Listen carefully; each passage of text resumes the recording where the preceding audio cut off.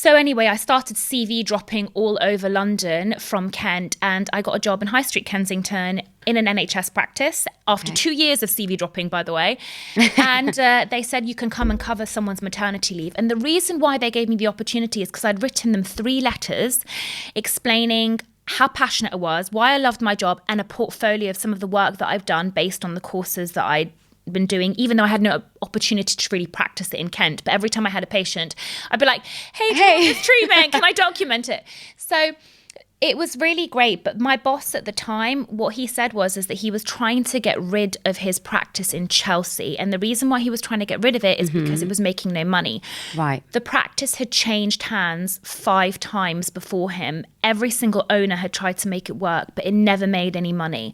So I said to him, let me come and work there. And he thought, are you crazy? You know, nobody goes and works at a practice with 0 patients, no goodwill. And my boss was very, how do I put it? He was very strict on sort of ordering materials and so forth. So I had to actually invest a lot in my own equipment to be able to do the dentistry that I wanted to do.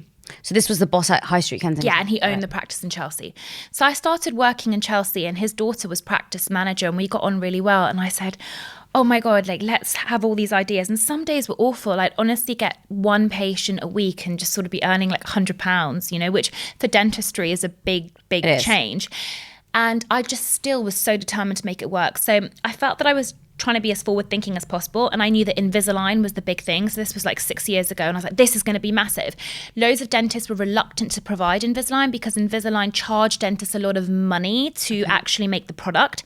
And I said, you're completely missing the point. Invisalign is such a patient-friendly product. And everything that Invisalign do and all the marketing they do is tailored around the patient. So patients are going to come in and they're going to say, I want Invisalign. And we have to be able to provide that service.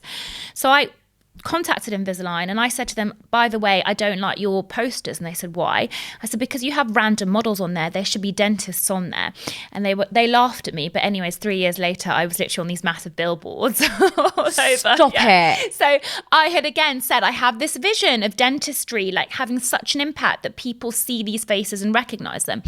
The other thing that I said was, Instagram is such an amazing platform. Again, 6 years ago, you still had a lot of people that built a huge following, but no dentists really. None. And the reason was because, again, dentists were like, well, who's going to care about a filling that we've done? Exactly. Who's going to care about this? But I said, you're missing the point, because at the time I was following fashion influencers, fitness influencers, I don't know, cooking influencers. And what I realized about all the influencers that I was following is that they were providing information in a way that's aesthetic and easy to digest. And that is all it is. And you can do that pretty much with every single subject.